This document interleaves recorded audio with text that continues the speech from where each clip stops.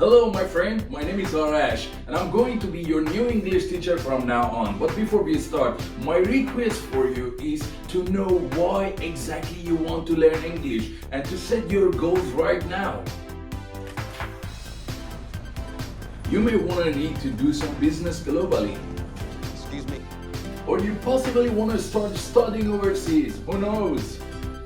Or you may want to travel around the world, you know? Or you may be stuck in some sort of emergency situation, who knows? So let's get ready to learn English within the next 6 months together. And also don't forget to subscribe in our channel and turn on the notification bell so anytime that we have a new video, you will catch up with your free class. And please tell your friends too. Good luck. دوستان عزیزم سلام، آرش هستم از کانال بیز انگلیش و با درس هفتم از سری آموزش زبان انگلیسی باتون همراه هستم. امیدوارم که درس‌های قبلی رو خوب خونده باشید و گرفته باشید مطلب رو و آماده درس جدید باشید. امروز می‌خوایم در مورد بازه‌های زمانی که تایم میتونه ایجاد کنه و زمان میتونه ایجاد کنه صحبت کنیم. یعنی مثل ساعت، ماه، سال، هفته، همه این اسما بالاخره می‌خوایم در موردشون صحبت کنیم و تقویم رو کامل یاد بگیریم. این رو همین اول بگم. تقویم اصطلاح انگلیسیش میشه کلندر. خب اما برسیم به روزهای هفته که میشه گفت بیشترین کاربردها رو داریم. از اینجا شروع کنیم که هفته معمولا توی تقویم میلادی از دوشنبه شروع میشه و پایانش یک شنبه هست، برعکس خودمون که توی تقویم ایران شنبه شروع هفته است و جمعه آخر هفته. حالا من تلفظهای اینا رو میگم، شما هم حتما بعد از من تکرار کنید. یه نکته کلیدی رو هم بگم، تلفظ چهارشنبه دیش تلفظ نمیشه، ونزدی میشه. حالا اینا رو تلفظ میکنم متوجهشون میشید. Monday, Tuesday, Wednesday, Thursday, Friday, Saturday, Sunday. پس اینا شد 7 روز هفته. اینا رو حتما تکرار کنید، تلفظشون کنید مرتب تا توی ذهنتون جا بگیره. اگرچه میدونم خیلیاتون اینا رو میدونید و برایشون تسلط هم دارید. Monday, Tuesday, Wednesday, Thursday, Friday, Saturday, Sunday. روزهای هفته رو گذروندیم. حالا میرسیم به هر هفته رو هم بهش میگن one week میشه یک هفته. توجه داشته باشید. WEEK week. حالا میرسیم به ماه. January, February, March, April, May, June, July, August, September, October, November, December. یه بار دیگه تلفظ میکنم، این بار یه مقدار شمرده تر که شما هم بتونید با من تلفظ بکنید. هر جاشو متوجه نشدید نگه دارید که ذره بیاید عقب‌تر، تکرارش کنید. مطمئن شید که انقدر تکرار کردید که به تسلط برسید. January, February, March, April, May, June, July, August, September, October, November, December. این هم شد 12 ماه سال. به هر ماه هم میگن month. حالا تلفظش رو و نوشتارش رو هم جلوتر داریم که در موردش صحبت میکنیم. اینا هم شد در اصل 12 ماه یک سال. اما اگر که بخوایم هر کدوم از این پارت ها رو در نظر بگیریم، هر بخش رو در نظر بگیریم، دیگه از کم بخوایم شروع بکنیم از ثانیه شروع میکنیم. ثانیه، دقیقه، ساعت که هر مثلا حالا 60 ثانیه یه دقیقه رو تشکیل میده، هر 60 دقیقه حالا اینا رو دیگه خودتون تقسیماتش رو میدونید، من دیگه نگمشون. خب seconds به معنی ثانیه ها، minutes به معنی دقیقه ها. اگه توجه کرده باشید بعضی وقتا مخففش رو می‌نویسن، MIN رو می‌نویسن به معنی مین که همون minutes رو معنی میده، دقیقه ها رو معنی میده. hours، این hours نیست، hours H صدای آ میده. hours به معنی ساعت ها. days به معنی روزها. ببینید زمانی که ما درس سینگولار و پلورال رو خواهیم داشت، یعنی مفرد و جمع، زمانی که یک کلمه جمع بسته میشه اسم میگیره و زمانی که مفرد باشه اون اس رو برمیداریم. مثلا الان اگه بخوایم بگیم ثانیه میگیم second، دقیقه بخوایم بگیم میگیم minute، ساعت بخوایم بگیم میگیم hour، روز بخوایم بگیم میگیم day. پس اینا رو خودتون اسمشون میتونید بردارید. روزها میشد days، هفته ها یا هفته میشه week، هفته ها میشه weeks، ماه ها میشه months. حالا اگر که بخواید تلفظ یک ماه بگید month و اگر بخواید تلفظ ماه ها رو بگید months. seasons یعنی به معنی فصل ها، seasons به معنی فصل ها، season میشه فصل. حالا 4 فصل چیا هستن؟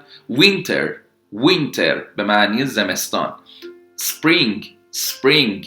اینو توجه داشته باشید که من قبلا هم گفتم بهتون این حرف اس رو اسپرینگ نمیگیم.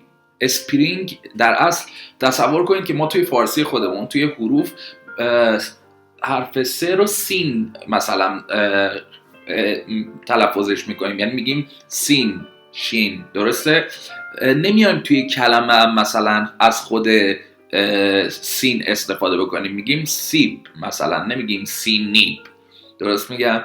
پس اینجا هم دقیقا همینطوره. توی اون الفبای انگلیسی اسم کلمه تلفظ کلمه اس به شکل س تلفظ میشه. یعنی مثلا spring من نمیگم اسپرینگ، spring summer autumn وینتر شد زمستان، spring شد بهار، summer شد تابستان و autumn شد پاییز. یه چیز هم توجه داشته باشید که پاییز که autumn هست بعضی وقتا فال هم بهش میگن، fall fall. خب این هم شد در اصل 4 فصل و بعدش میرسیم به هر 4 فصلی که میشه یک سال. هر سال میگن years میشه سالها. هر 10 سالو که ما بهش میگیم دهه اصطلاحاً بهش میگن decades یعنی دهه ها. خب decade میشه دهه و اگه بخوایم یه قرن رو در نظر بگیریم میشه century. درست شد؟ این هم در اصل میشه قرن. اگه توجه کرده باشید این کمپانی که فیلم سازی میکنه 21 century دیدید، این به معنی همون در اصل مؤسسه قرن 21 که حالا تو فارسی هم یه جورای کپی‌برداریش میکنن بعضی وقتا. خب این هم در اصل تمام بخش‌هایی که زمان تشکیل میده و حتما رو اینا تمرین کنید و تلفظش رو چک کنید. خب اما برسیم به 5 کلمه برای امروز.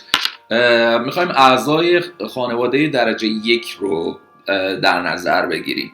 5 تا کلمه: father, mother, brother, sister, pet. بعضی ها خب حالا حیوان خونگی دارن و حیوان خونگی میشه دیگه بخشی از اون خانواده براشون. پس در نتیجه منم توی این چارچوبی که اعضای یک خونه رو در از تشکیل میدن قرارش دادم: father, mother, brother, sister, pet. father, mother, brother, sister, pet. پس این 5 تا رو داشته باشیم. در اصل اینا 5 تا کلمه امروز هستن. حالا تلاش میکنم که از همینا هم استفاده بکنیم و یه چیزایی مربوط به خانواده رو در اصل توی مکالمه امروزمون قرار بدیم. میرسیم به تمرین مکالمه.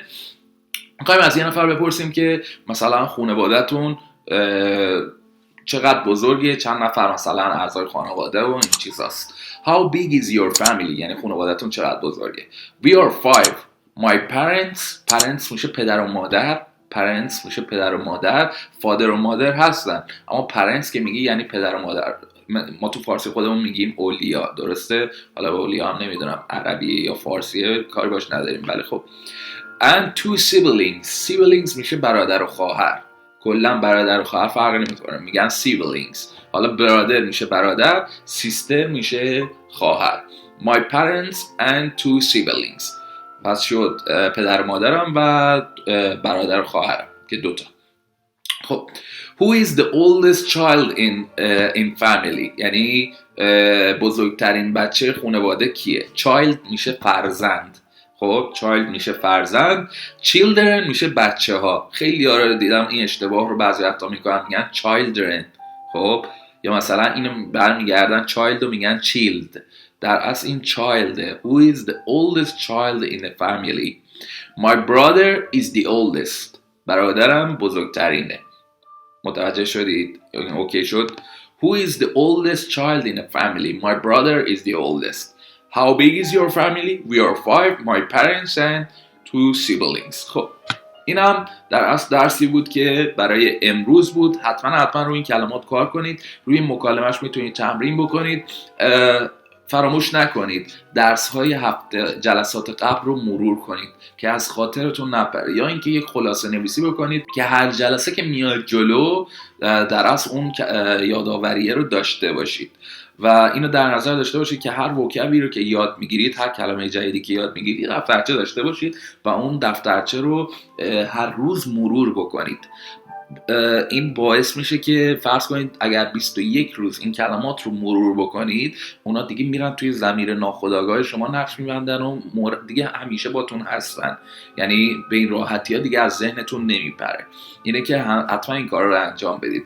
خب امیدوارم از درس امروز هم لذت برده باشید و مطالب جدیدی براتون داشته باشه و براتون آرزوی بهترین ها رو دارم. موفق و پیروز باشید.